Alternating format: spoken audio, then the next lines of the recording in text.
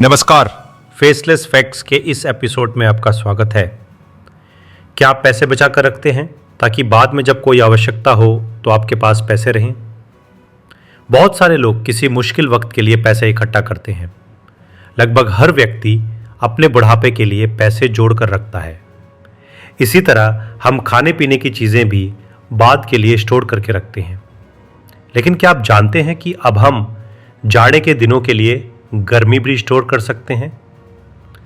मई जून में जब भयानक गर्मी पड़ रही हो तो उसे हम किसी स्थान पर स्टोर कर लें ताकि जब जाड़े के मौसम में तापमान कम हो तो मई जून की गर्मी थोड़ा थोड़ा निकाल कर खर्च कर सकें।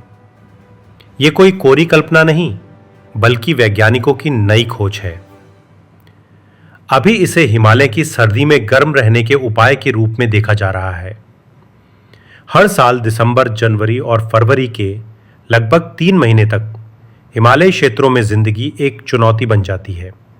कड़ाके की ठंड में हिमालय के कई क्षेत्र तो देश के बाकी हिस्सों से एक प्रकार से कट ही जाते हैं।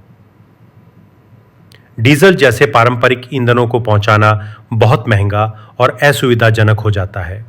लेकिन अब भारतीय वैज्ञानिकों ने एक ऐसा समाधान खोजा है जो न केवल पर्यावरण के अनुकूल है बल्कि बेहद रोचक भी है।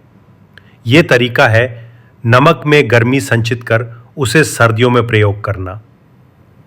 आईआईटी बॉम्बे की एक टीम ने थर्मोकेमिकल एनर्जी स्टोरेज सिस्टम अर्थात TCES पर काम किया है। यह गर्मियों की धूप से गर्मी संचित कर सर्दियों में उसे धीरे धीरे छोड़ सकता है।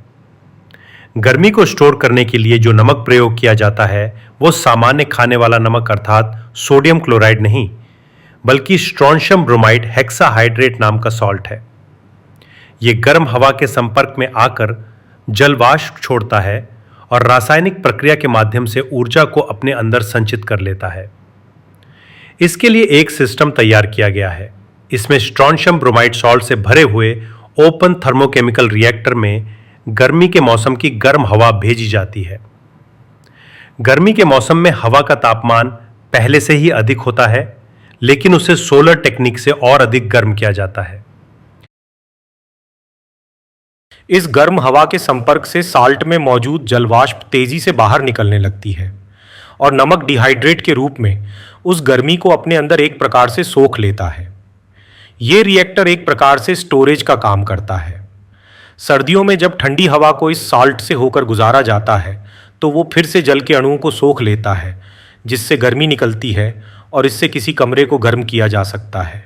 आईआईटी बॉम्बे के शोधकर्ताओं का कहना है कि ये टेक्नोलॉजी डीजल का विकल्प बन सकती है। ये प्रणाली डीजल आधारित हीटिंग सिस्टम से कहीं अधिक स्वच्छ और टिकाऊ है। ये पर्यावरण के लिए भी पूरी तरह सुरक्षित है क्योंकि इसमें धुआं, प्रदूषण या शोर नहीं होता।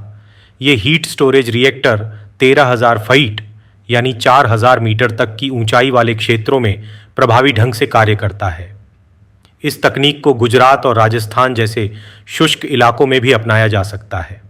विशेषज्ञ मानते हैं कि ये रिएक्टर थर्मल बैटरी की तरह काम करता है जो गर्मी को समय के साथ सहेज कर रखता है ताकि आवश्यकता के समय उपयोग किया जा सके।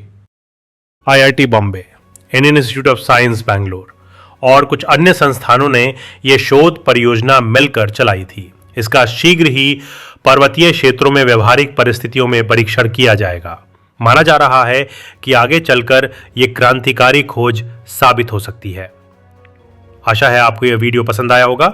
यदि हाँ तो इसे लाइक करना ना भूलें। साथ ही चैनल को सब्सक्राइब अवश्य करें। यदि आप ही कोई प्रश्न हो तो कमेंट में अवश्य पूछें। आने वाले समय में हम ऐसे सूचनाप्रद वीडियोस आपके समक्ष लाते रहेंगे। धन्यवाद।